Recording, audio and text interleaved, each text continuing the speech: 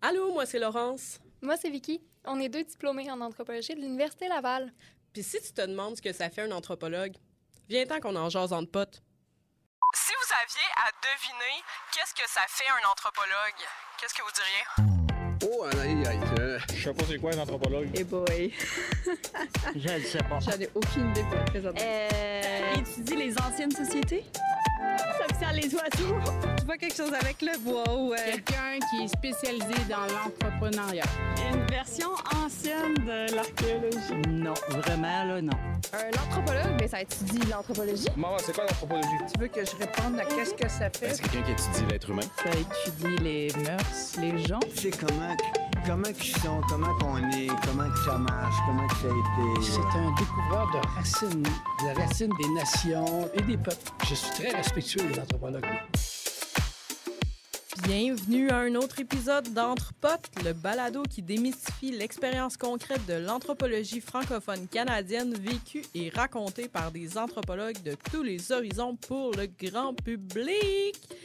Allô Vicky, comment ça va? Ça va tellement bien. J'ai l'impression que ça fait 1 milliard d'années qu'on n'a Minimum. pas enregistré. Ah ouais, Genre, je minimum. comprenais plus rien. Mon micro, je savais plus comment il marchait. La console, puis tout qu'il y a un Grand, réapprentissage. Ouais, exact. C'est fou comment on oublie rapidement.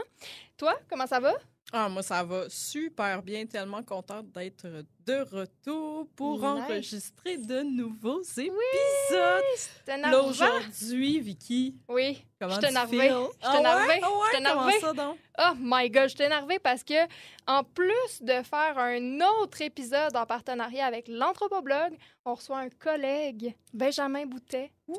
Salut! Salut, bonjour.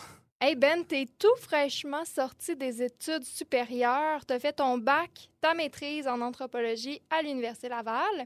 T'as déposé ton mémoire intitulé « Lutte au racisme et organismes communautaires dans les villes de Québec et Montréal, enjeux et contre-pouvoirs » en octobre 2024.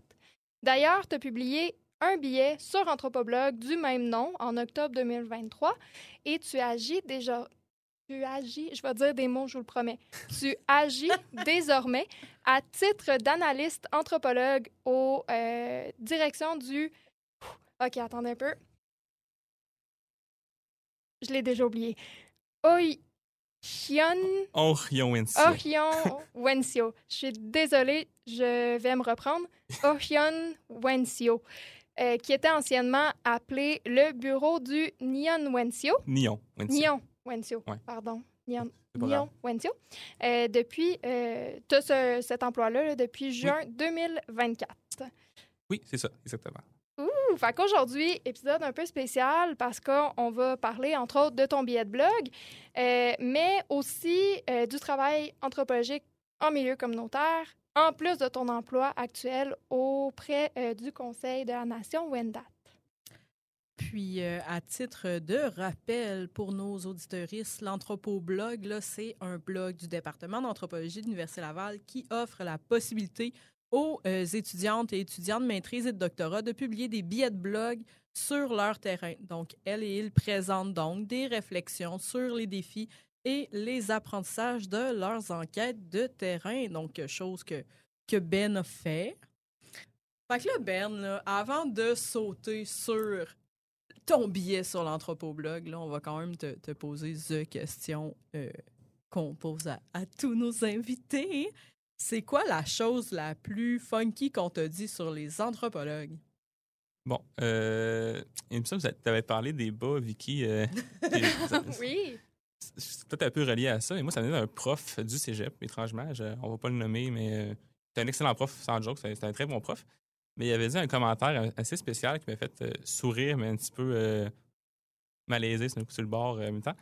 Il faisait le tour de la classe pour savoir un peu, tu sais, tout en sciences humaines, mais c'est où qu'on voulait aller après dans les études supérieures. Puis moi, j'étais en au cégep, première session, puis après, j'étais convaincu que je voulais être en anthropologie. Okay. C'est un peu comme tu avais dit, Laurence, dans un autre podcast, l'anthropologie nous choisit. C'est ça.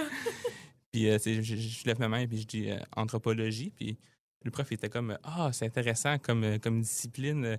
Je connais des étudiants qui ont fait un terrain, sont partis au Mexique, puis ils ont monté en haut d'une montagne, puis en haut de la montagne, il avait consommé des herbes puis des plantes, puis c'était... Il arrête comme ça, il dit « Ça a l'air le fun, l'anthropologie. » Ah, ben oui. OK, donc consommation de oui, anthropologue égale pas de bas et consommation. Oui, c'est ça. Ça a quand même fait sourire. Ouais. C'est flatteur. Oh my God. Puis, hey, je tiens quand même à souligner, là, je pense que Ben, t'es comme notre plus grand fan. Comme, il connaît nos épisodes sur le bout des doigts. Il nous cite. Genre, pour vrai, je veux vraiment te remercier. Puis c'est tellement un plaisir de t'accueillir. J'espère que tu vas aussi écouter ton propre épisode. Je sais pas. Tu vas voir, c'est pas pareil quand c'est soi-même qu'on écoute. C'est ça, hein? Ben oui, c'est ça. Là, mettons, là, avec le recul, qu'est-ce que comment tu définirais l'anthropologie à quelqu'un qui n'est pas du tout au courant de ce que ça fait un anthropologue? L'anthropologie, c'est sûr que c'est quand même une discipline qui est pas à portée de tout le monde. Moi, pour ma part, quand je suis rentré au bac, je savais c'était quoi l'anthropologie, mais c'était vague. Quand tes parents, par exemple, ou ta famille te demandent c'est quoi un anthropologue, qu'est-ce que ça fait, puis c'est quoi le travail d'anthropologue, c'est difficile d'expliquer, même si j'ai choisi l'anthropologie. Et aujourd'hui, ça reste quand même difficile à expliquer pareil. T'sais. C'est comme un peu le cousin de la sociologie, mais pas tant. Un cousin aussi de la philosophie, mais pas tant. T'sais, c'est comme, ça touche à tout, mais c'est comme l'étude de l'être humain dans toutes ses facettes, mais aussi au particulier. Ça va s'intéresser au particulier aussi. T'sais. Ouais, c'est ça. C'est quand même assez compliqué à expliquer. Puis c'est un peu aussi ça fait aussi un peu le pont entre les cultures aussi. Puis culture, c'est pas nécessairement étudier l'autre. Ça peut être étudier soi-même aussi, qui est aussi, qui je dirais pas qu'il est plus compliqué qu'étudier l'autre, mais t'as comme des lunettes qui est un peu biaisées. C'est plus confrontant aussi, des fois, de réaliser ses propres préjugés, ses propres biais, puis ça peut être plus difficile de l'introspection. Sortir des fois, le jus de l'analyse, ça devient comme compliqué parce que t'es tellement plongé dans ta culture que tu veux pas, t'es comme... Tu vois pas ce qu'il y a à voir. Ben, oui, parce que à tes yeux, tout est normal. Ouais, c'est ça. Je vais dire, ça, je pense que c'est une des expressions que tu dis le plus souvent, Vicky, que j'adore. Quand c'est quoi? C'est quand t'as la face trop proche de la vitre. Ouais, c'est ça. Tu vois plus les traces de doigts. C'est ça. C'est ça, exactement.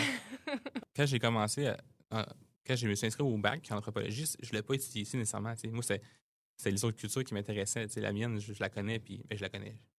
C'est dur à dire quand tu la connais, mais t'es tellement dedans que moi, c'est l'autre qui m'intéressait. Finalement, ça a changé, puis c'est pas moins intéressant parce que c'est chez nous.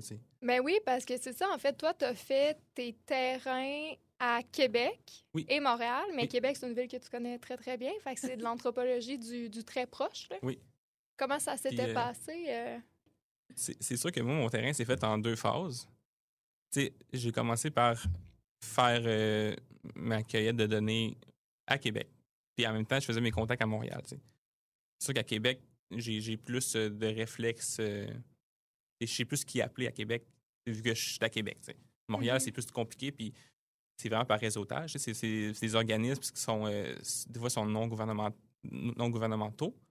Puis, ils n'ont pas toujours une adresse civique localisée vraiment. Il y en a beaucoup que c'est par page Facebook. Puis il faut que tu saches qui parler. Puis tout le monde se connaît. Même s'il y a beaucoup d'acteurs, ça reste un petit milieu quand même restreint. Puis souvent par contact. Même à Québec, j'ai parlé avec une personne qui travaillait dans un organisme à Québec. Puis il connaissait du monde de Montréal. Puis il m'a dit appelle telle personne, elle va sûrement pouvoir répondre à tes questions. De Québec à Montréal, c'est ça qui est intéressant. L'effet de bouche à oreille aussi se fait pas juste au niveau de l'espace, mais aussi l'espace numérique. Oui, vraiment. Puis peux-tu nous rappeler un peu, là tu parles d'organismes communautaires, des OBNL, puis tout ça. C'était quoi, en fait, là, l'objectif de ta recherche? C'était quoi le genre d'organisme que tu essayais d'approcher, donc? C'était les organismes à but non lucratif qui luttaient de près ou de loin contre le racisme. Fait que là, de près ou de loin, qu'est-ce que ça veut dire? C'est ceux qui sont vraiment militants. C'est ceux qui... ça ne leur dérange pas de sortir dans les rues pour faire des manifestations, ou ceux qui travaillent avec des personnes issues de l'immigration que veut pas, ils font face à du racisme aussi, puis qui essaient des fois de sensibiliser soit à l'externe, les Québécois les Québécois d'origine à la population immigrante, mais aussi de l'interne aux populations immigrantes, comment, mettons, les sensibiliser aux fraudes, des fois, qui peuvent attaquer, qui peuvent viser vraiment les personnes issues d'immigration.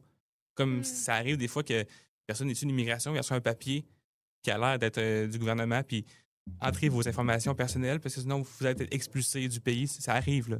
Puis il faut que ces personnes-là soient conscientes que c'est un danger qui est possible. Puis s'il y a un doute, ils ont des ressources dans les organismes. Puis, c'est ça. Ben oui, en plus, ils ne sont pas familiers nécessairement puis la avec bureaucratie. les pratiques, justement, de la bureaucratie. Ça constitue malheureusement une cible facile. C'est ça. Même nous autres, des fois, on a de la misère à comprendre la bureaucratie québécoise. C'est tellement pas quelque chose que j'aurais pensé, mais c'est essentiel de les sensibiliser à ça. Là. Puis là, je me demandais, là, je suis sur ton article de l'Anthropoblog que j'ai trouvé bien intéressant. Tu t'es intéressé notamment là, aux enjeux autour du financement, de l'autodétermination, puis tout ça, des organismes. Tu soulignes des enjeux qu'on connaît déjà. Le manque de financement, ça, c'est un défi récurrent quand on parle d'OBNL. Est-ce que tu peux nous parler un peu de c'est quoi la réalité que tu as vue sur le terrain? C'est comment ça s'est passé? Parce qu'en plus, je pense que ton terrain a très bien été, même mieux que ce que tu avais prévu. Là. Bien, tu sais, un anthropologue, je veux pas, vous le savez, il faut s'adapter. T'sais. Puis moi, initialement, c'était pas ça que je voulais observer. T'sais, le financement, je le savais, comme tout le monde, que le financement, dans un organisme, c'est un enjeu, tout le monde le sait. Mais je savais pas c'était à ce point-là. Moi, initialement, c'était vraiment les actions sur le plancher, comment ils font pour lutter contre le racisme. C'était vraiment ça la base. Mais à chaque entrevue que je faisais, tout le monde disait c'est pas les idées qui nous manquent, là. C'est l'argent. T'sais, on n'a pas de financement. C'est bien beau avoir des belles idées, mais si on n'a pas l'argent pour faire ce qu'on veut faire, on va pas loin. Puis c'est pour ça que finalement, je me suis penché sur le financement. Puis ça fait longtemps que j'ai écrit mon mémoire puis l'article aussi. Ah oui, l'article, c'est ça, je voyais, 2023. Finalement, j'ai oublié de le relire. C'est pas grave.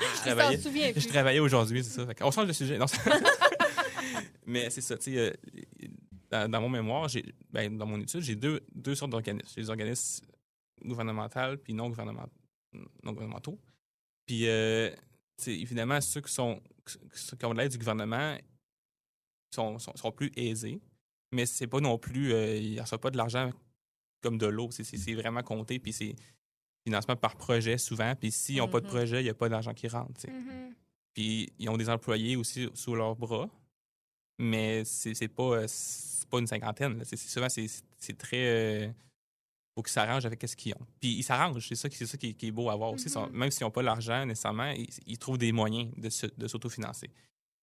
Puis les organismes à but non lucratif aussi, qui sont plus militants, souvent sont pas sous tutelle, je peux dire, du gouvernement. Puis eux autres, souvent, c'est du bénévolat à 100%. Là. Okay. Même le directeur d'un organisme que j'ai parlé, lui, il est bénévolat. Là. C'est un directeur parce que c'est lui qui gère, puis mais tu sais, c'est du bénévolat qu'il fait. Là. Puis tu sais, des fois, ils ont du financement aussi des fois par projet, ça leur arrive.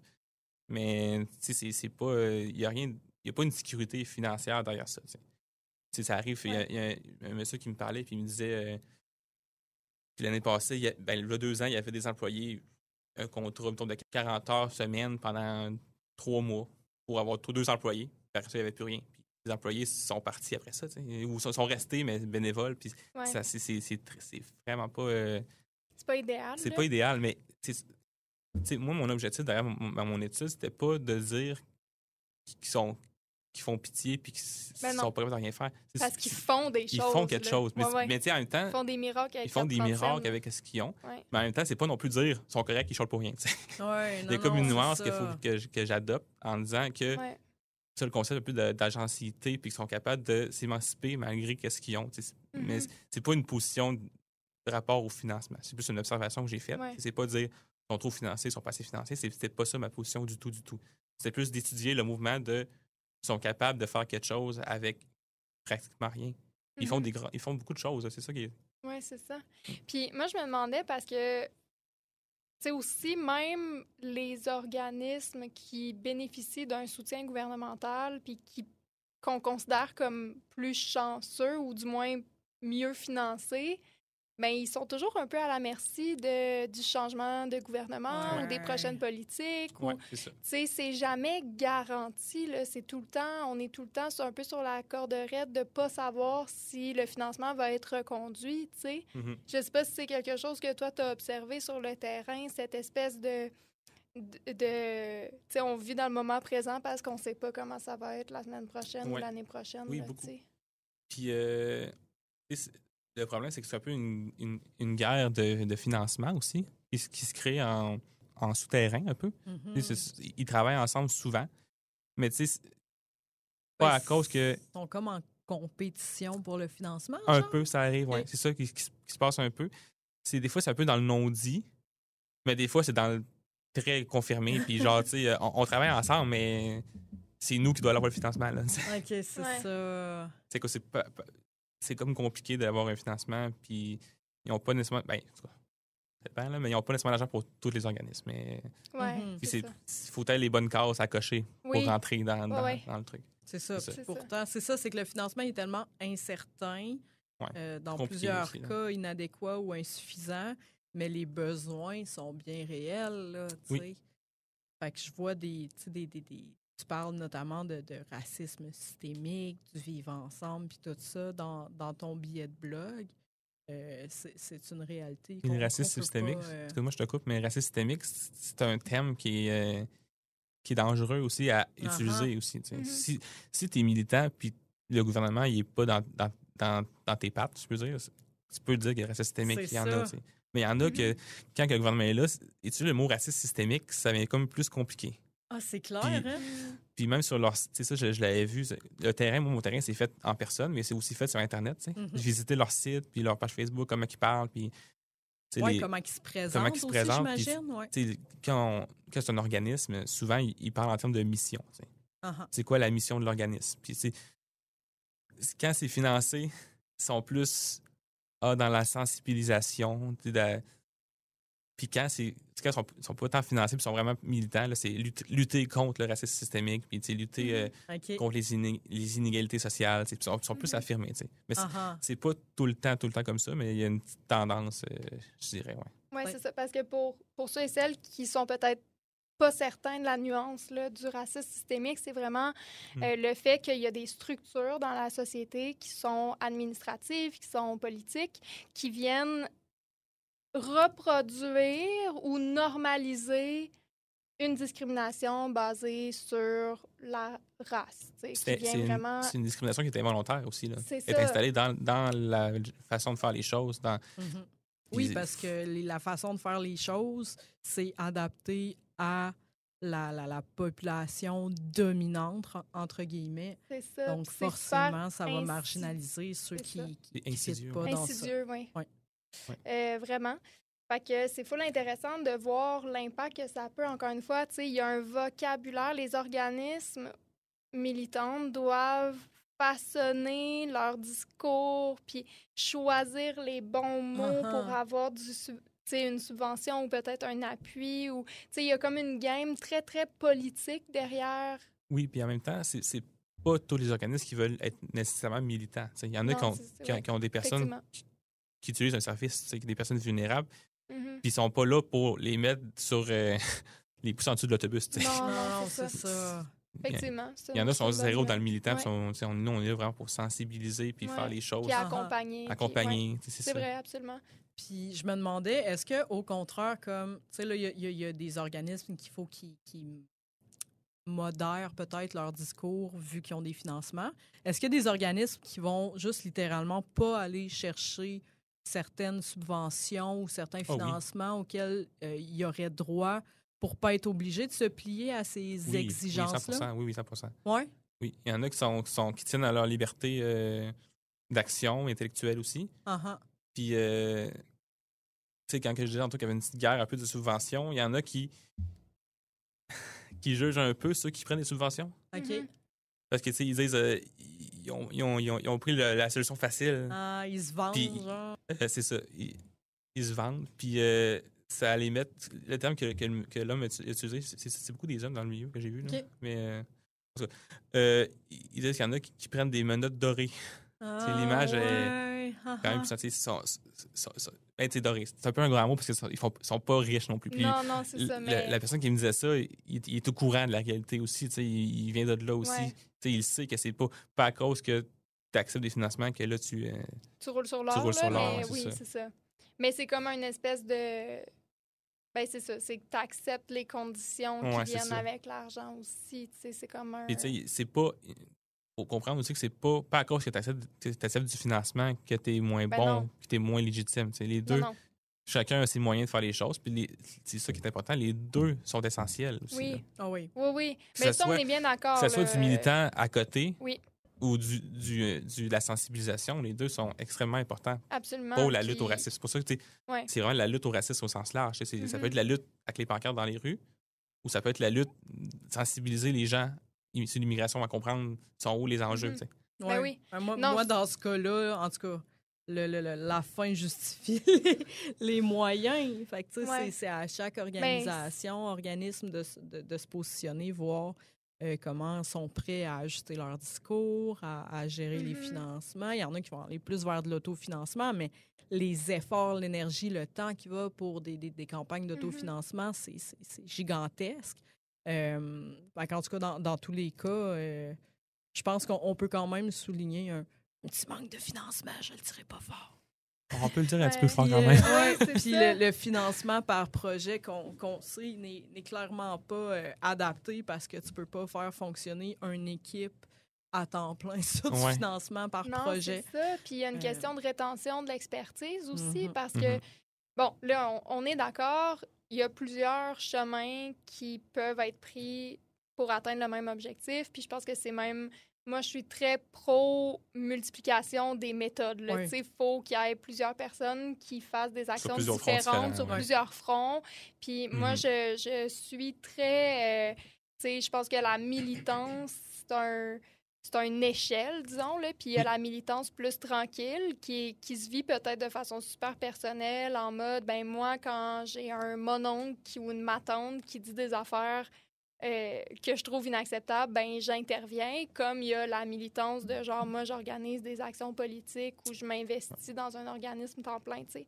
Mais il y a tout le temps la question de rétention de cette expertise-là, parce que les gens qui deviennent des experts, soit en sensibilisation ou qui... Tu sais, c'est une gymnastique tellement complexe parfois que si tu peux pas les retenir dans ton équipe sur le long terme parce que tu dépends d'un financement par projet... Ben c'est un peu... ça devient difficile là, sur le long terme de pérenniser des actions ou de rendre l'organisme plus... j'ai juste pérenne en tête comme mot, mais comme plus permanente, disons, puis durable, effectivement. Justement, j'ai un autre petit point aussi à apporter. Les financements par projet, des fois, c'est pas vraiment représentatif de la réalité aussi. Du sens que, tu sais, il y a un organisme avec qui j'ai parlé qui avait eu du financement pour un groupe de femmes sur l'immigration qui peuvent comme se tenir ensemble un peu comme pour pas pour comparer, mais comme ventiler ensemble des problèmes tous les problèmes de leur vie aussi. Des groupes d'appui un peu. Des groupes d'appui, exactement, c'est ça que je cherchais, groupe de soutien. Mais c'est vraiment un groupe de femmes, tu sais. Puis le problème avec le financement par projet, c'est que c'est une période de temps. Puis tu peux pas te redemander une demande infiniment avec ça. Fait que tu sais, on a eu nos cercles de discussion pendant 6 mois. Puis après ça, vu que le financement était fini, ben on a dû arrêter, mais le besoin il est encore là. C'est ça. Souvent, c'est ça qui arrive avec le financement par projet.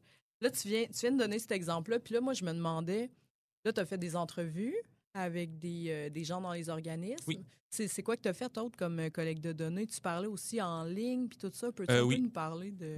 C'est ça. Visite de site Internet, page Facebook aussi, documentation, tous les articles disponibles, puis toute documentation en fait, qui était vraiment faite par les organismes en soi. Puis j'ai aussi été à Montréal, assisté à une manifestation.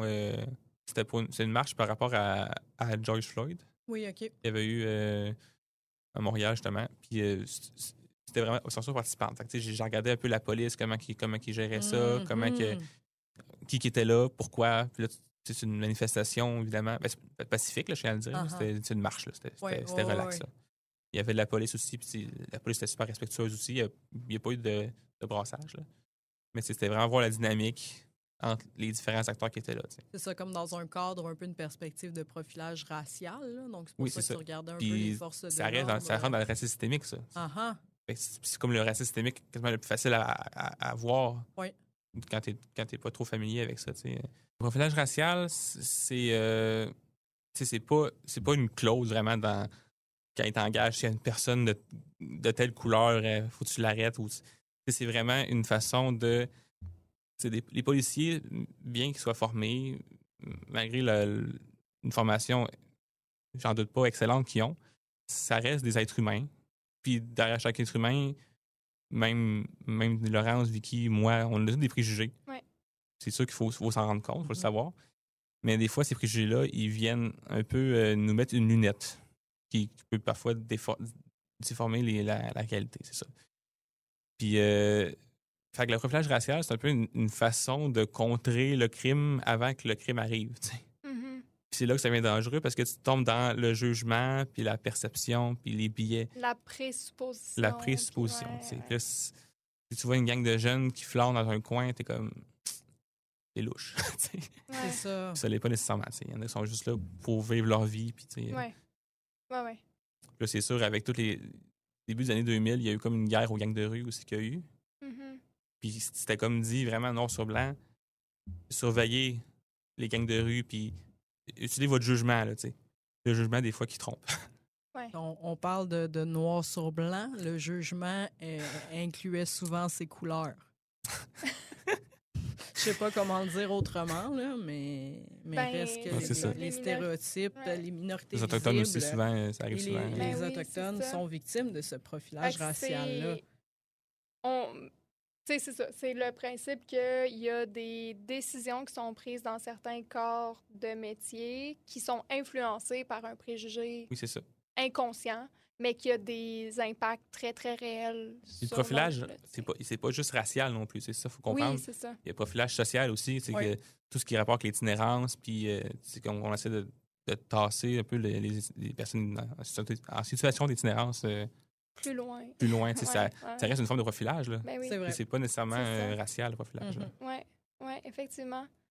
Puis, pour encore, je fais du pouce là, sur ce que tu as fait pendant ton terrain. Là, il y a un truc dans ton article de blog que j'ai trouvé super intéressant, c'est que tu mentionnes qu'au début de chaque entrevue, tu demandais à tes participants, tes participantes de décrire la mission de l'organisme là, avec lequel ils étaient impliqués, même si tu la savais parce que tu l'avais vu sur le site web. Oui.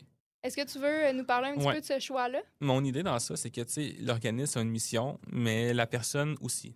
C'est pas à cause que tu travailles. Tu peux avoir une perception différente de qu'est-ce que tu fais.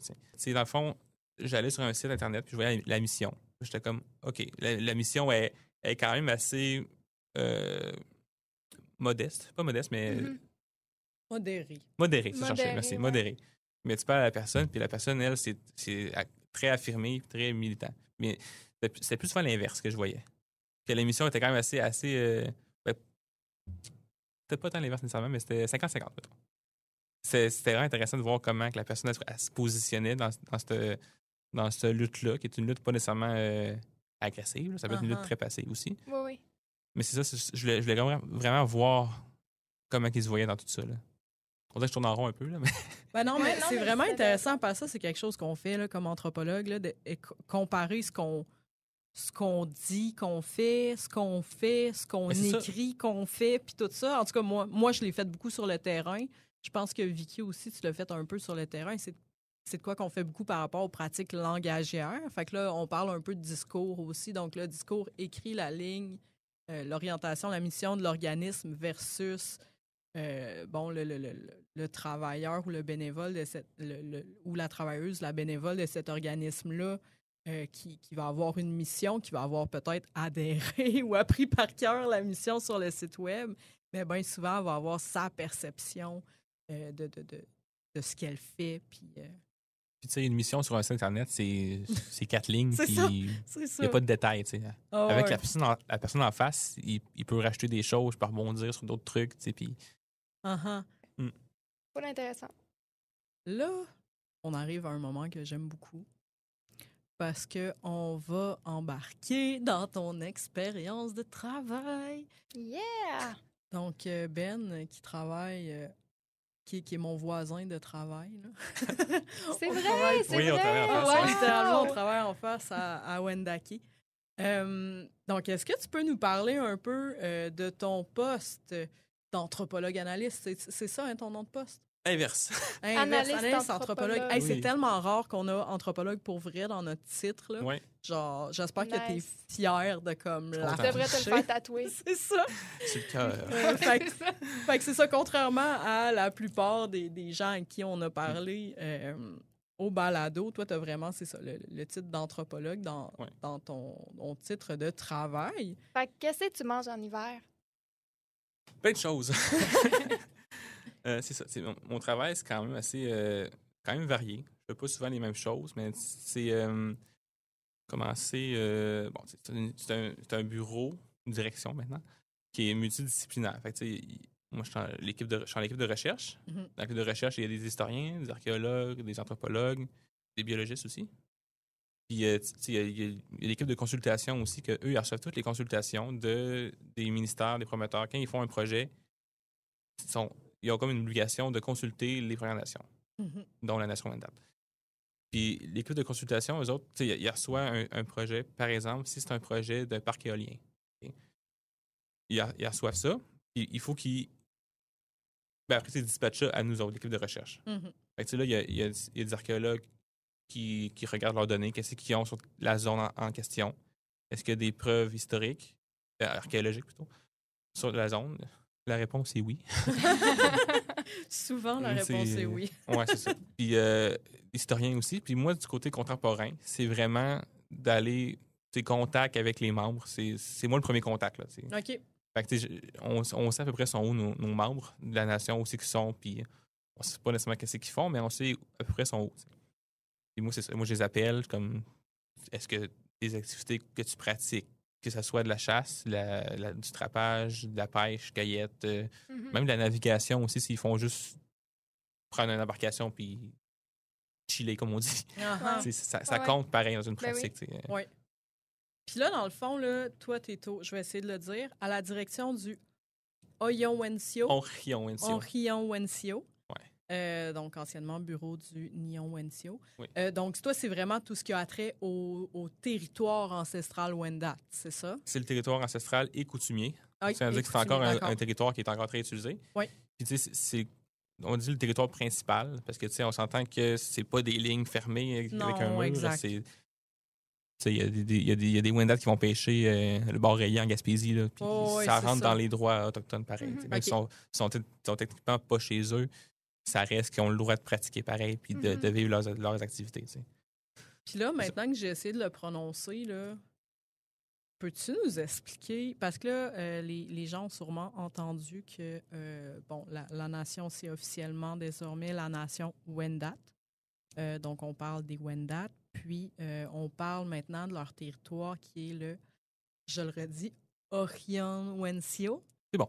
OK. C'est une meilleure mémoire que moi, Seigneur. Ça fait quelques fois que je le vois quand même. Même moi, des fois, j'ai de la misère. Puis je me suis collé un post-it sur mon ordi pour savoir comment l'écrire. Parce qu'il faut que je l'écrive souvent quand même. Oui, c'est ça. Mais moi, j'ai juste aucune mémoire. Des fois, il y a des gens qui sont comme « Hey, salut, moi, c'est genre David. » Puis je suis comme « Hey, salut, David. Enchanté. » 2 secondes après, je me souviens plus de son nom. Déjà, hey, Danick! Ouais, c'est même pas. Il pourrait s'appeler Samuel ou...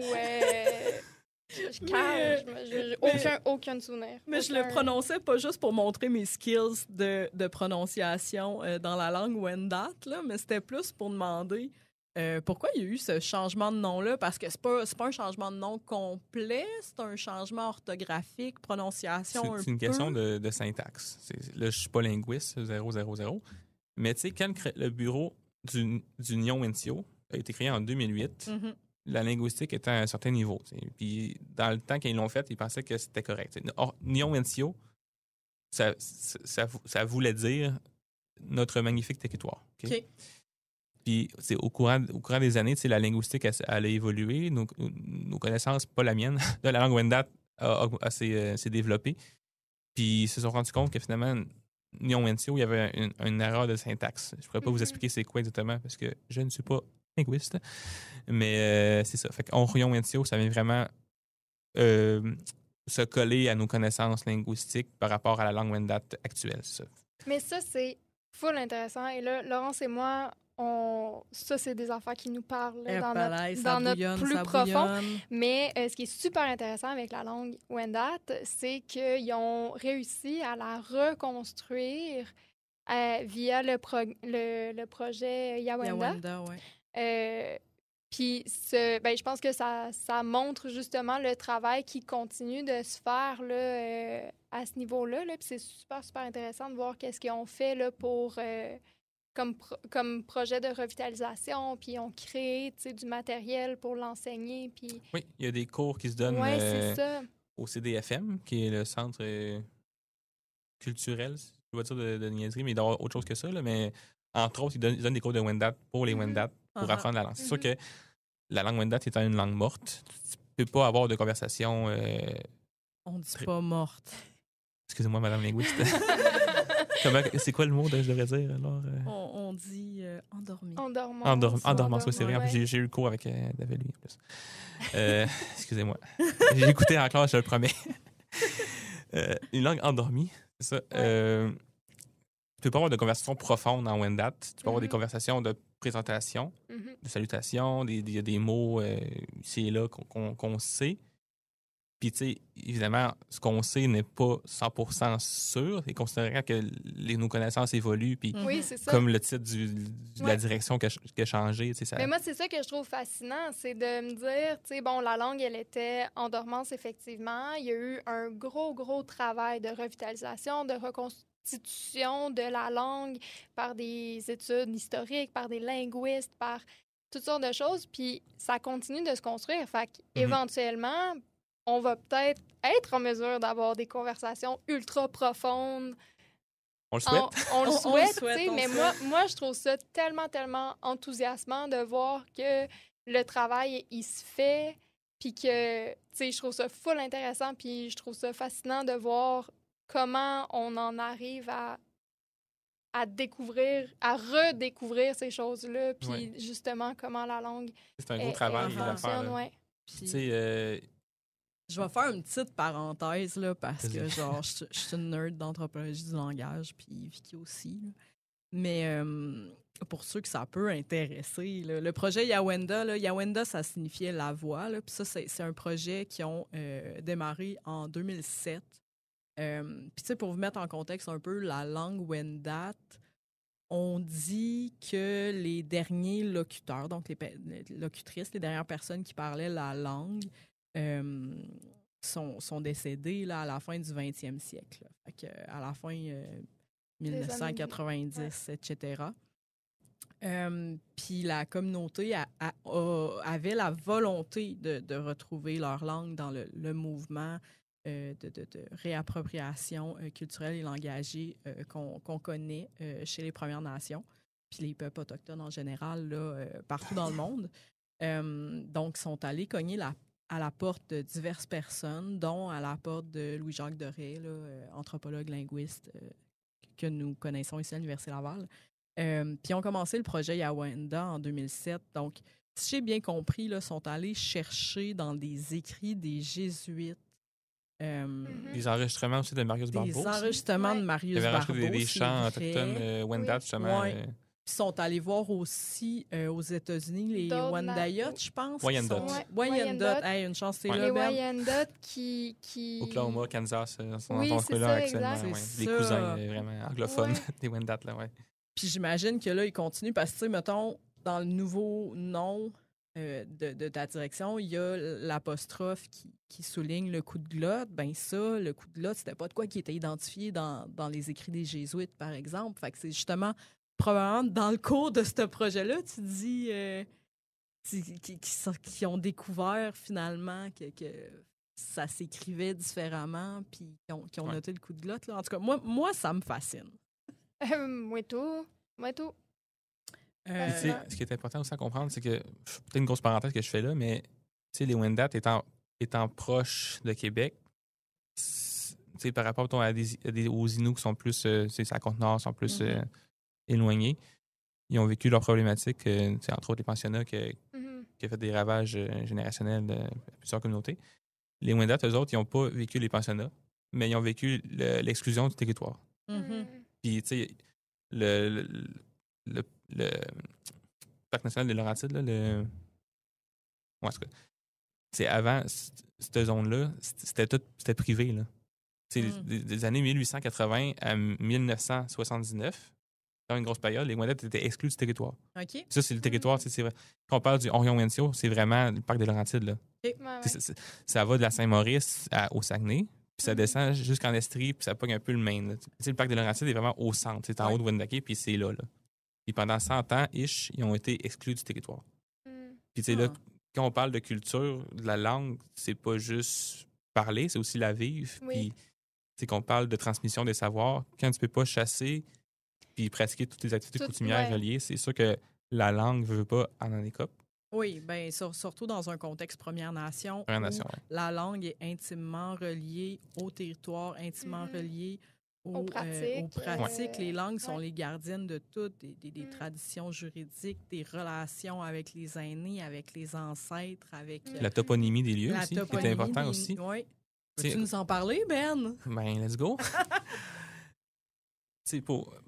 pour nous, par exemple, quand on nomme des lieux, c'est très rendre hommage à du monde. On donne des lieux de personnes à des lieux. C'est souvent comme ça. Et les Premières Nations, eux autres, c'est souvent, pas juste pour les Wendat, pour toutes les Premières Nations, on nomme un lieu par rapport à son utilité. Qu'est-ce qu'on trouve dans celui-là? Qu'est-ce qu'on voit? C'est vraiment sensoriel. Descriptif, beaucoup. Ce qui fait beaucoup plus de sens, si vous voulez mon avis. Là. Moi, je veux pas vivre sur la rue Armand Jolicoeur. Je veux vivre sur la rue qui monte ou la rue qui descend. Je sais pas. T'sais. Mais hey, l'excuse, il faut que je vous partage ce livre-là. Wisdom Sits in Places. Je sais pas si tu l'avais lu, Vicky, mais moi, je l'ai lu pour jadis naguère la synthèse théorique pour le doc. Puis Wisdom Sits in Places, c'est un livre de Keith Basso qui fait justement ce travail-là d'aller dans une communauté chez les Western Apaches en Arizona, puis qui va vraiment regarder les toponymes avec des aînés. Donc, il va avec différents aînés, il écoute aussi les récits, puis tout ça. Puis justement, il montre comment la Wisdom Sits in Places, ça prend différents sens, mais un de ceux-là, c'est ça, c'est comment la toponymie puis les endroits incorporent là, des histoires, incorporent des récits, incorporent des relations, des comportements également. Fait que pour ceux qui sont un petit peu nerds d'anthropologie du langage ou qui ont un intérêt pour ça, je conseille vivement cet ouvrage de Keith Basso. Merci beaucoup. Tu le liras, Ben. Je vais lire ça. Ça. Puis là, Ben, là, il y a... Attends, j'ai une petite anecdote. En tant qu'anthropologue en linguistique, ça va te faire rire. Vas-y. Moi, ça me fait rire.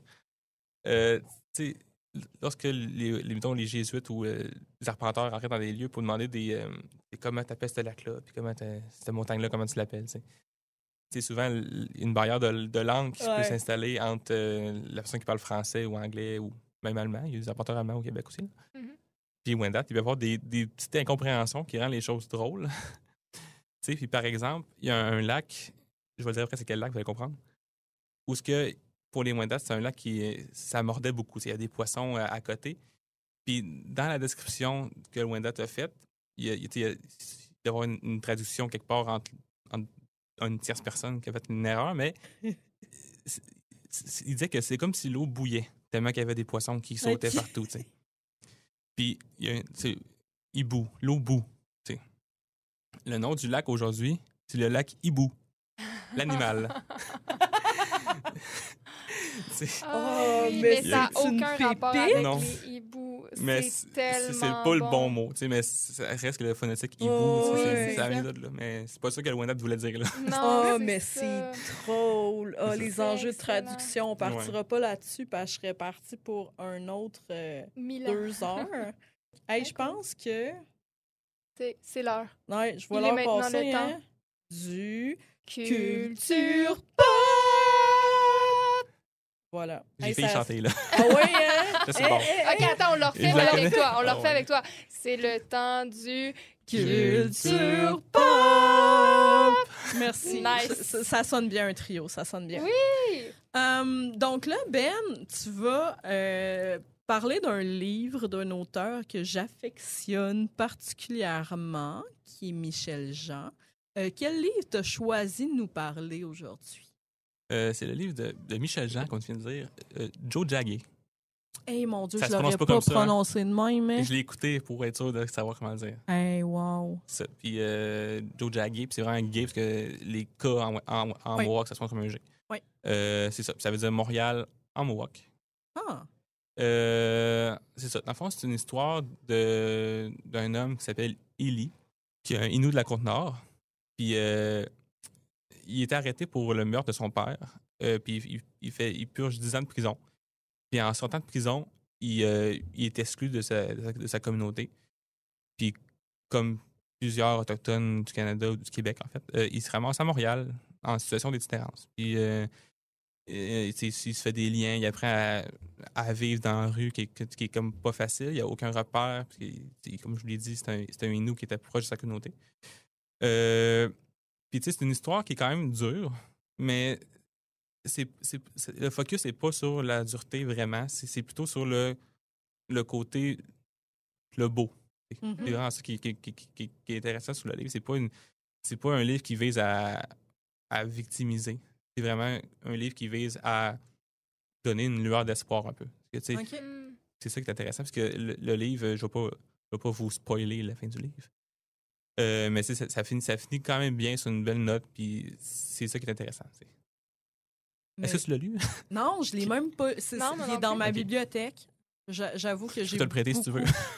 Ben, là, je me demande si lui est dans ma bibliothèque. Il va falloir que je regarde dans ma OK. collection de Michel Jean parce que je les ai Mais il y a tellement de belles pubs aussi, presque c'est vraiment toutes. intéressant. La manière qu'il a d'écrire des choses difficiles, il y a vraiment le tour, comme on dit par chez nous. Puis j'ai l'impression que ce livre-là, il va chercher un peu de ton expérience de terrain, de maîtrise, puis ta job actuelle, puis ça fait comme un bon wrap-up de tout ça. Là, J'avoue que j'avais pas vu ça de même. Ouais. Ouais, hein? Tout est dans tout. Tout est dans tout. Tout est dans tout. J'étais comme pas... Inception. J'étais comme Oui, pas c'est ça. surprise quand tu nous as envoyé ça comme suggestion. J'étais très heureuse, mais pas surprise. Puis pour vrai, j'ai envie de pas en dire plus sur ce livre-là parce que j'ai vraiment envie que les gens aillent le lire. Oui, en fait, c'est ça qu'on a à dire. Mais Allez lire C'est ça. du Michel Jean. Ce qui est le fun avec Michel Jean, j'en ai lu 2 de ses livres. J'ai lu Le vent en parle encore aussi, que Oui. j'ai lu. Il y a une façon de rendre le paysage vivant Ah ouais, hein? aussi. Que Uh-huh. Joe Jagger, c'est pas juste Montréal, c'est une entité en soi Ah ouais, OK. qui joue avec ses acteurs. Puis qui... Uh-huh. C'est la même chose qui revenait Ben, aussi. c'est- Moi, un autre que j'ai beaucoup aimé de lui, c'est Coucoum. Là. Je l'ai pas lu, mais c'est ma liste aussi. Eh oui, faut que tu le lises. On se fera un échange. Midi Moi lecture. aussi, s'il Ah, vous plaît. C'est ça, Bon, tu sais, ben, puis- gang, on se colle un cercle de lecture Michel Jean. Donc, pour les auditeuristes, que ça leur tente, Oui. vous n'êtes pas game d'embarquer. Ouais. Voilà. Puis, tu sais, j'invite tous les lecteurs qui, quand ils vont le lire, de vraiment observer la façon qu'il décrit. Ben, comment que Eli décrit Joe Jagger. Uh-huh. Puis comment qu'il décrit. Parce qu'il y a une couple de fois qu'il parle de son territoire.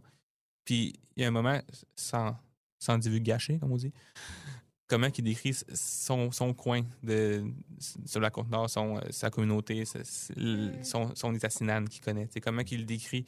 Il y a vraiment un contraste entre un Montréal qui est froid, qui est comme que le monde, ils sont tous là, mais personne ne se parle, à part entre communautés autochtones qui se comprennent plus ou moins dans leur réalité. Puis le Nitassinan, qui est vraiment une entité qui résonne vraiment avec qui est, puis avec ses ancêtres aussi. Là. Puis tout ça alors qui a abouti avec un nom Mohawk. Oui, c'est pour refléter vraiment la... Oui, non Ganingayaga, exactement, pour refléter vraiment que même si c'est un Innu, il y a plein de communautés qui sont à Montréal. C'est pas un enjeu de Innu, c'est vraiment un enjeu autochtone Première Nation. Des Atikamekw aussi, des Cris, des Inuits beaucoup aussi. C'est vraiment pour démontrer, c'est ça. Oui. Ben aussi, il y a comme le rapport, moi, j'ai pas lu ce livre-là non plus, mais il y a comme une réalité commune aussi avec les membres des Premières Nations qui se retrouvent en milieu urbain, qui peut se refléter, oui, dans le cas de Montréal, mais dans le cas aussi de d'autres grandes villes. Vancouver aussi, qui est très... Vancouver, c'est exactement à cette ville-là que je pensais. C'est sûr qu'il y a des enjeux typiques à chaque ville qui sont différents, mais il y a quand même un pattern de, justement, ces membres de Premières Nations-là qui se retrouvent en milieu urbain, qui vont avoir des expériences parfois... de déracinement, carrément. Oui, oui c'est ça. Ils n'ont plus de référence la plupart du temps rendus là. Il y a un petit côté aussi de dénonciateur dans son livre, j'ai l'impression de... Ils sont partout, tu sais, mais on les voit pas. Oui, c'est ça. C'est souvent... On les invisibilise. En tout cas, ça. Oui, exactement. Invisibilise. Je n'osais pas le dire, j'avais peur de me tromper moi aussi. Exactement ça. Mais, on s'est compris. On s'est compris, c'est ça. Fait que tout le monde, allez lire du Michel Jean. En fait, j'inviterais de façon plus largement les gens à aller lire des auteurs autochtones parce que c'est une super belle incursion dans leur culture, dans leur réalité. Puis c'est une façon très, très cool de le faire. Fait que moi, j'inviterais tout le monde à... Ils ont vraiment des pépettes aussi, là. Ah oui. Plusieurs ouvrages sont vraiment... Si vous voulez, si vous avez besoin d'inspiration, je vous invite à aller visiter le site web joliautochtone.ca. Donc, vous allez retrouver là, dans leur site web toutes des suggestions de littérature autochtone. Ils ont un catalogue complet là, sur joliautochtone.ca, donc à visiter. Oui. Sinon, moi, je vous encourage aussi à aller lire le billet de blog de Ben sur Anthropoblog. Ça s'appelle « Lutte au racisme et organismes communautaires dans les villes de Québec et Montréal, enjeux et contre-pouvoirs ». Ça se lit super bien, c'est vraiment intéressant. Puis aussi, n'hésitez pas à nous suivre sur nos réseaux sociaux. On a une chaîne YouTube, on est sur notre site web, mais aussi... Facebook, Instagram. Après ça, sur les plateformes de diffusion, on est sur Apple, Spotify, Deezer. Ça, c'est pour le Jamal Laurence. Amazon Music.